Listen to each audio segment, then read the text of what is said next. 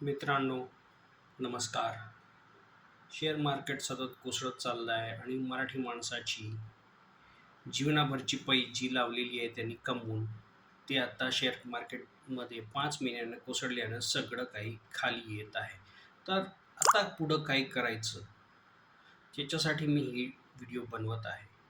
मी तुम्हाला एक स्पष्ट गोष्टी सांगिततो, की कितीही पैसे तुम्ही लावा, मार्केट जर कोसळत असेल, तर तुम्ही लावलेले पैशाची घसरणूक होणार.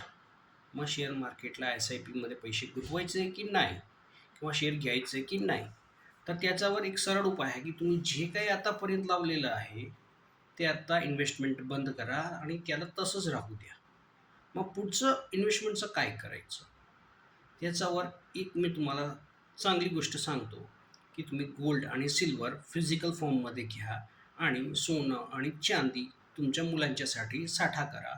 जेव्हा तुम्ही हे करतात, तर तुम्ही इन्फ्लेशनवर मात करतात आणि ते सोनं चांदी तुम्ही ज्या किमतीनं घेतलेलं आहे, पुढं ते वाढणार आणि तुम्हाला ते इन्फ्लेशनमध्ये राहत देणार आणि तुमचे पैसे दुप्पट किंवा तिप्पट पण करणार, पण त्याला वेळ लागतो. आणि सोने आणि चांदीसारखं कुठलंही इन्व्हेस्टमेंट नाही. म्हणे सोनं आणि चांदी घ्या फिजिकल फॉर्ममध्ये, गोल्ड बारमध्ये. जेवढी तुमची ताकद आहे तेवढं घ्या. प्रत्येक महिन्याला घ्या, थोडंफार घ्या आणि तुम्ही पैसे वाचवा. ते तुम्हाला